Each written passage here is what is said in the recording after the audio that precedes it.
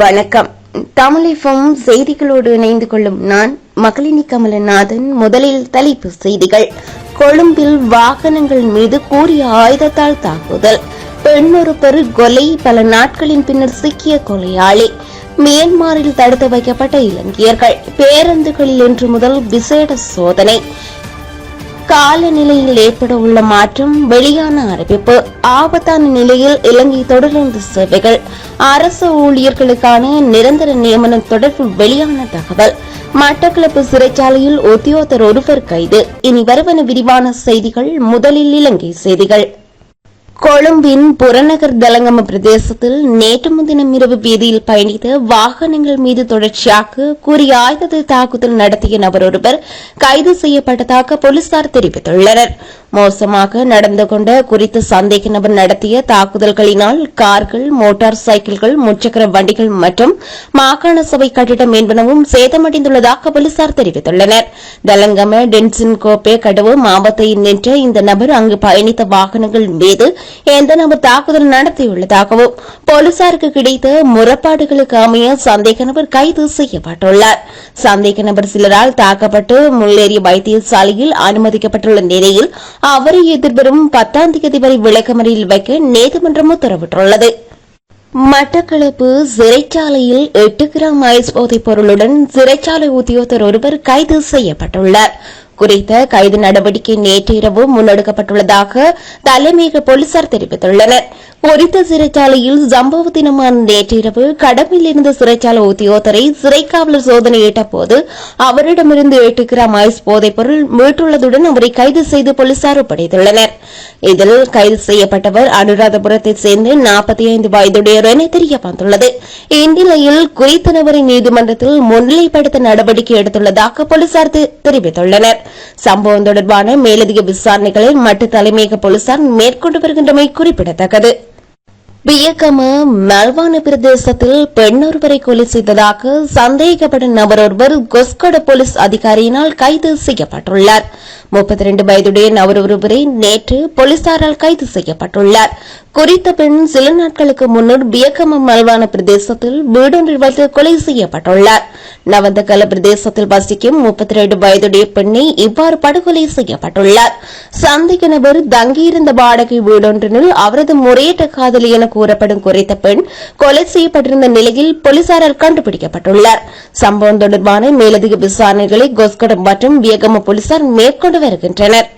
நிர்ணயிக்கப்பட்ட தொகையை விட அதிக கட்டணம் வசூலிக்கும் பேருந்துகளை கண்டுபிடிப்பதற்காக இன்று முதல் விசேட சோதனை நடத்தப்படும் என தேசிய போக்குவரத்து ஆணைக்குழு தெரிவித்துள்ளது. இவ்வாறான பேருந்துகள் தொடர்பில் தேசிய போக்குவரத்து ஆணைக்குழுக்கு பயணிகள் முறைப்பாடுகளை சமர்ப்பிக்க முடியும் என அதன் திட்டமிடல் பணிப்பாளர் தெரிவித்துள்ளார். நேற்று நள்ளிரவு முதல் பேருந்து கட்டணம் 5.7 வீதத்தால் குறைக்கப்பட்டுள்ளது. அதன்படி 30 ரூபாவாக இருந்த குறைந்தபட்ச பேருந்து கட்டணம் 2 ரூபாவினால் குறைக்கப்பட்டு 27 ரூபாவாக நிர்ணயிக்கப்பட்டுள்ளதாக ஆணைக்குழு தெரிவித்துள்ளது.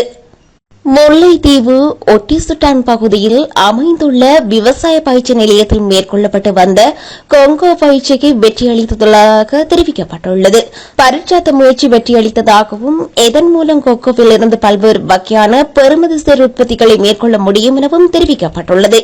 இலங்கையை பொறுத்தவரையில் கொங்கோ பயிற்சியானது இடை ஈர வலயங்களில் அதிகளவாக பயிரிடப்பட்டு வருகிறது. இருப்பினும் உலர் வலயத்தில் இப்பயிற்சியினை மேற்கொள்ள முடியும் என்பதற்கு எடுத்துக்காட்டாக முல்லைத்தீவில் இந்த பயிற்சியை மேற்கொள்ளப்பட்டுள்ளது.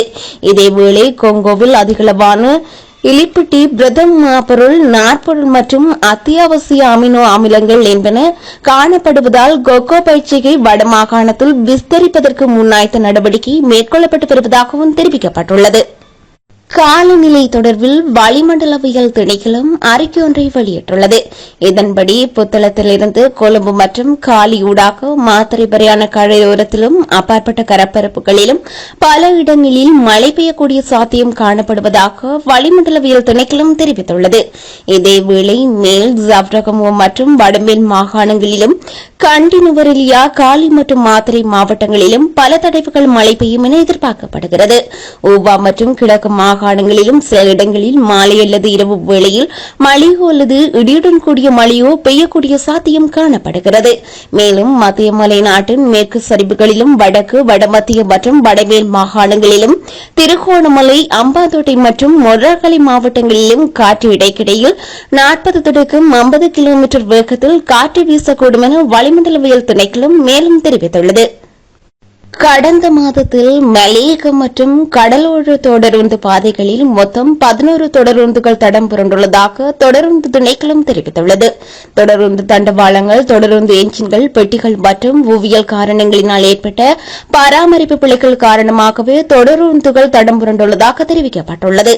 விசாரணைகளின்படி பெரும்பாலான தொடருந்துகள், என்ஜின்கள் மற்றும் பெட்டிகளில் உள்ள சக்கரங்களில் ஏற்பட்ட கோளாறு காரணமாக தடம் புரண்டுள்ளதாக தெரிவிக்கப்பட்டுள்ளது. குறிப்பாக மலையக பாதையில் தண்டவாளங்களின் மோசமான பராமரிப்பு காரணமாக சில தொடருந்துகள் தடம் புரண்டுள்ளது. இப்பகுதியில் புவியியல் சூழ்நிலை காரணமாக பெரும்பாலான தொடருந்து பாதைகள் பழுதுபார்க்க முடியாத நிலையில் உள்ளன. மலையக பாதைக்கு ஒதுக்கப்பட்டுள்ள சில தொடருந்து பெட்டிகளும் இயந்திரங்களும் அங்கு இயங்குவதற்கு ஏற்றதாக இல்லை எனவும் தெரிவிக்கப்பட்டுள்ளது. மலையக தொடருந்து பாதையில் பொருத்தமற்ற தொடருந்து பெட்டிகள் மற்றும் இயந்திரங்களை பயன்படுத்தியமையினாலும் அண்மையில் தொடருந்து தரம் புரண்டு விபத்துக்கு ஏற்பட்டுள்ளது. மேலும் தொடருந்து தண்டவாளத்துக்கு அருகில் உள்ள மண் தளர்வதாலும் தடம் புரண்டதுக்கு காரணம் என்று திணைக்களத்தின் அதிகாரி ஒருவர் தெரிவித்துள்ளார். தமது அரசாங்க ஆட்சியின் கீழ் பிணையின்றி கடன் வழங்கும் அபிவிருத்தி வங்கியொன்று நிறுவப்படும் என தேசிய மக்கள் சக்தியின் தலைவர் அனுரகுமார திசாநாயக்க தெரிவித்துள்ளார். இளைஞர்கள் மத்தியில் முயற்சியாண்மை ஊக்குவிக்க நடவடிக்கை எடுக்கப்படும் எனவும் அவர் குறிப்பிட்டுள்ளார். இளைஞர்களுக்கு அடிப்படை மூலதனத்தை பெற்றுக்கொள்ள பிணையில்லாத கடன் வழங்கும் நோக்கில் புதிய வங்கி நிறுவப்பட உள்ளதாக கூறியுள்ளார். இதன் மூலம் இளைஞர் சமூகத்துக்கு புதிய வாய்ப்புகள் உருவாக்கி கொடுக்கப்படும் எனவும் தெரிவித்துள்ளார். சர்வதேச நாணய நிலையத்திடம் மற்றும் யோசனை முன்பிற்கும் அரசியல் கட்சிக்கு இலவச விமான பயணச்சீட்டு வழங்க தயார் என ஜனாதிபதி அறிவித்துள்ளார். நாட்டை மீட்டெடுப்பதற்கு தற்பொழுது செல்லும் பாதையை விடவும் மாற்றுக் கொள்கைகள் இருந்தால் அவ்வாறான விடயங்களை சர்வதேச நாணய நிதியத்திடம் பேச்சுவார்த்தை நடத்த முடியும் எனவும் அவர் குறிப்பிட்டுள்ளார். இவ்வாறு மாற்றுக்கொள்ளை முன்வைக்கும் அரசியல் கட்சிகளுக்கு விமான பயணச்சீட்டு மற்றும் தங்குமிட வசதிகள் அரசாங்கத்தினால் செலவில் வழங்கப்படும் எனவும் அவர் தெரிவித்துள்ளார். அரசியல் கட்சிகள் முன்வைக்கும் மாற்று யோசனை திட்டங்கள் சிறந்தவை என்றால் அவற்றை நாடாளுமன்றத்தில் சமர்ப்பித்து பேச்சுவார்த்தை நடத்துவோம் எனவும் ஜனாதிபதி கோரியுள்ளார். நாடளாவிய ரீதியில் இன்று பாடசாலைகளுக்கு முன்பாக ஆசிரியர்கள் அதிபர்கள் இணைந்து எதிர்ப்பு போராட்டம் ஒன்றை முன்னெடுக்க தீர்மானித்துள்ளனர். அண்மையில் ஆசிரியர் மற்றும் அதிபர்கள் சங்கத்தினரால் கொழும்பில் முன்னெடுக்கப்பட்ட எதிர்ப்பு போராட்டம் மீது கண்ணீர் புகை பிரயோகம் மற்றும் நேர்த்தார பிரயோகம் என்பன மேற்கொள்ளப்பட்டுள்ளன. இந்த நடவடிக்கைக்கு எதிர்ப்பு தெரிவித்து இன்று கருப்பு கொடி போராட்டம் ஒன்று முன்னெடுக்கப்பட உள்ளதாக அறிவிக்கப்பட்டுள்ளது. இதன்படி இன்று பிற்பகல் 2 மணிக்கு குறித்த போராட்டம் முன்னெடுக்கப்பட உள்ளமை குறிப்பிடத்தக்கது. மருந்துகளுக்கான அதிகபட்ச சில்லறை விலையை நிர்ணயிப்பது தொடர்பான முறைமையை அறிமுகப்படுத்தும் விசேட வர்த்தகமானி வெளியிடப்பட்டுள்ளது. குறிப்பிட்ட மருந்தின் அளவு, வடிவம் மற்றும் வலிமை தொடர்பாக வெளிப்படைத்தன்மை மற்றும் நேர்மை உறுதி செய்வது இந்த விலை நிர்ணய முறையின் நோக்கமாகும் எனவும் தெரிவிக்கப்பட்டுள்ளது. மேலும் இரு வழிகளில் அறிமுகம் செய்யப்பட்டுள்ள இந்த விலை நிர்ணய முறையில் சர்வதேச மற்றும் உள்நாட்டில் பயன்படுத்தும் விலை தகவல்கள் மற்றும் ஆதாரங்களை பயன்படுத்த வேண்டும் எனவும் வர்த்தகமானி அறிவிப்பின் மூலம் தெரிவிக்கப்பட்டுள்ளது. பம்பலப்பட்டி மற்றும் வெள்ளவத்தை ரயில் நிலையங்களுக்கு இடையிலான பாதையில் தண்டவாளம் உடைந்துள்ளதால் ரயில் போக்குவரத்து பாதிக்கப்பட்டுள்ளதாக தெரிவிக்கப்பட்டுள்ளது. இதனால் பயணிகள் பல்வேறு அசௌகரியங்களுக்கு முகம் கொடுத்துள்ளதாக தெரிவிக்கப்பட்டுள்ளது. இந்நிலையில் குறித்த பகுதியில் திருத்த பணிகளை ஆரம்பிக்க நடவடிக்கை எடுக்கப்பட்டுள்ளதாக ரயில்வே பிரதிபது முகாமையாளர் குறிப்பிட்டுள்ளார். ஒயிட்டனாயிர தாக்குதலில் உயிரிழந்தவர்களுக்கு செலுத்த வேண்டிய நட்டஈடு தொகையில் இதுவரை 84 மில்லியனுக்கு அதிகமான தொகை வரவு வைக்கப்பட்டுள்ளதாக தெரிவிக்கப்படுகிறது. முன்னாள் ஜனாதிபதி மைத்திரிபால சிறிசேன இதுவரையில் 3 தடவைகளில் 43 மில்லியன் ரூபாயினையும், முன்னாள் போலீஸ் மா அதிபர் போதித் ஜெயசுந்தர 17.25 மில்லியன் ரூபாயினையும், அரச புலனாய்வு பிரிவின் முன்னாள் தலைவர் நிலாந்த ஜெயவர்தன 4.1 மில்லியன் ரூபாயினையும் செலுத்தியுள்ளதாக தெரிவிக்கப்பட்டுள்ளது. மேலும் முன்னாள் பாதுகாப்பு செயலாளர் ஹோமசரி பெர்னாண்டோ பாதிக்கப்பட்டவர்களுக்கான நிதி என்ற பெயரில் ஸ்தாபிக்கப்பட்ட நிதிக்கான ஜூன் 19ஆம் திகதி 5 மில்லியன் ரூபாயினை, ஜூன் 26ஆம் திகதி 15 மில்லியன் ரூபாயினை வழங்கியுள்ளார். அத்தோடு ஹோமசரி பெர்னாண்டோ ஏற்கனவே செலுத்த வேண்டிய 50 மில்லியன் ரூபாயில் 6 சந்தர்ப்பங்களில் 26 மில்லியன் ரூபாயினை செலுத்தியுள்ளதாக தெரிவிக்கப்படுகிறது. மேலும் தாக்குதல் தொடர்பில் குற்றம் சாட்டப்பட்ட முன்னாள் தேசிய புலனாய்வு தலைவர் உயிரிழந்தவர்களுக்கு இழப்பீடாக 10 மில்லியன் ரூபாய் வழங்கப்பட வேண்டும் என கூறப்படுகிறது.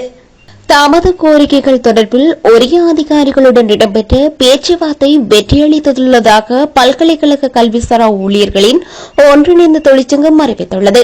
பல்கலைக்கழக கல்விசாரா ஊழியர்கள் பல்கலைக்கழக மானியங்கள் ஆணைகளுடன் நேற்று கலந்துரையாடல் ஒன்றை முன்னெடுத்திருந்தனர் என்றும் இக்கலந்துரையாடலில் சாதகமான தீர்வு எட்டப்பட்டதாக பல்கலைக்கழக தொழிற்சங்கங்கள் கூட்டுக்குழுவின் இணைத்தலைவர் தெரிவித்துள்ளார். சம்பளத்தில் 15% வெட் வரி அறிவிக்கப்படுவது மற்றும் கல்விசாரா ஊழியர்களின் மாதாந்த கொடுப்பனவு அதிகரிக்கப்படாதமைக்கு எதிர்ப்பு தெரிவித்து கடந்த 2 மாதங்களாக பல்கலைக்கழக கல்விசாரா ஊழியர்கள் பணி பகிஷ்கரிப்பு போராட்டத்தினை முன்னெடுத்திருந்தனர்.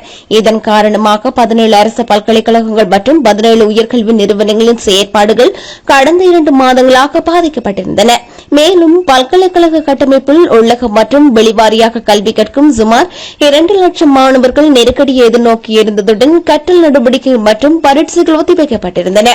இதேவேளை தங்களது கோரிக்கைக்கு சாதகமான தீர்வு முன்வைக்கப்பட்டுள்ள நிலையில் விரைவில் பல்கலைக்கழக கல்வி நடவடிக்கையை வழமைக்கு கொண்டு வருவதற்கு நடவடிக்கை எடுக்கப்படும் எனவும் தொழிற்சங்கத்தின் அறிவித்துள்ளமை குறிப்பிடத்தக்கது. இனி வருவது இந்திய செய்திகள். இந்தியாவில் புதிதாக தேர்ந்தெடுக்கப்பட்டுள்ள மக்களவை முதல் கூட்டத்தொடரில் பாரதிய ஜனதா கட்சிக்கும் காங்கிரஸ் தலைமையிலான இந்திய கூட்டணி கட்சிக்கும் இடையில் கடுமையான வாத பிரதிவாதங்கள் இடம்பெற்றுள்ளதாக இந்திய ஊடகங்கள் செய்தி வெளியிட்டுள்ளன.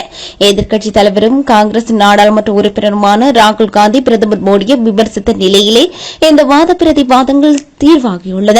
பிரதமர் மோடி பரமாத்தாவுடன் கூட பேசுவார், ஆனால் மணிப்பூர் மக்களுடன் பேச மாட்டார் என இதன்போது ராகுல் காந்தி விமர்சனம் செய்துள்ளார்.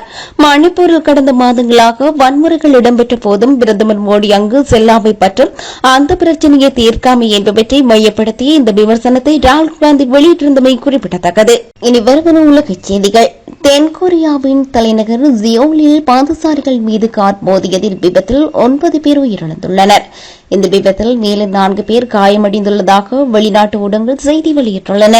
குறித்த கார் தவறான திசையில் செலுத்தப்பட்டு பாதசாரிகள் மீது மோதுவதற்கு முன்னர் மேலும் 2 வாகனங்களுடன் மோதியுள்ளதாக தெரிவிக்கப்படுகிறது. இந்த விபத்தில் 6 பேர் சம்பவ இடத்திலே உயிரிழந்துள்ளார்கள் என்றும் விபத்தை ஏற்படுத்திய சாரதி கைது செய்யப்பட்டுள்ளதாகவும் போலீசார் தெரிவித்துள்ளனர். மியான்மரில் பலவந்தமாக தடுத்து வைக்கப்பட்டுள்ள 20 இலங்கையர்களை மனித கடத்தலில் ஈடுபடும் சீன குற்றவியல் குழுக்கள் மியாவாடி நகருக்கு மாற்றியுள்ளதாக அந்நாட்டு ஊடகங்கள் செய்தி வெளியிட்டுள்ளன. தற்போது மியாவாடியில் உள்ள உள்ளூர் போலீஸ் நிலையத்திலிருந்து சுமார் 1 கிலோமீட்டர் தொலைவில் இந்த இளைஞர்கள் தடுத்து வைக்கப்பட்டுள்ளனர். மியான்மர் தாய்லாந்து எல்லையில் உள்ள ஆயுதம் ஏந்திய குழு ஒன்றில் கட்டுப்பாட்டில் உள்ள பகுதியில் 50க்கும் மேற்பட்ட இளைஞர்கள் தடுத்து வைக்கப்பட்டுள்ளதாக தகவல் வெளியாகியுள்ளன. இதற்கிடையில் மியான்மர் நகரில் பலவந்தமாக தடுத்து வைக்கப்பட்டிருந்த 8 இலங்கை இளைஞர்கள் அதிர்ஷ்டவசமாக விடுவிக்கப்பட்டுள்ளனர். இருப்பினும் இன்னும் கிட்டத்தட்ட 50 பேர் 2 தனித்தனி இடங்களில் வலுக்கட்டாயமாக தடுத்து வைக்கப்பட்டுள்ளனர். கனடாவின் மானிடோபா மாகாணத்தில் வானில் தோன்றிய பருப்பு ஒளியினால் அப்பிரதேச மக்கள் அச்சமடைந்துள்ளதாக அந்நாட்டு ஊடகங்கள் செய்தி வெளியிட்டுள்ளது. இந்த நிலையில் 2 கோலங்களாக நெருப்பு பிளம்பு போல் அது பிரகாசமாக ஒளிர்ந்துள்ள நிலையில் அது வேற்றுக்கிரகவாசிகள் பறக்கும் தட்டுகளாக இருக்குமா என சந்தேகம் வெளியிடப்பட்டுள்ளது. குறித்த மர்ம ஒளியானது அருகில் சென்று பார்த்தபோது மேலும் 2 கோள உருண்டைகள் போல ஒளி ஆரம்பமாகியுள்ளது. இவை மொத்தமாக 4 சூரியன்கள் ஒளிர்வதைப் போல காட்சியளித்துள்ளது. இந்த நிகழ்வினை காணொலியாக எடுத்த தம்பதிகள் அதனை சமூக வலைதளங்களில் பதிவிட்டுள்ளனர். இத்துடன் செய்திகள் இனிதே நிறைவு பெறுகின்றன. நேர்கள் இதுவரை இணைந்திருந்தது தமிழ் பிரதான செய்தி அறிக்கையோடு.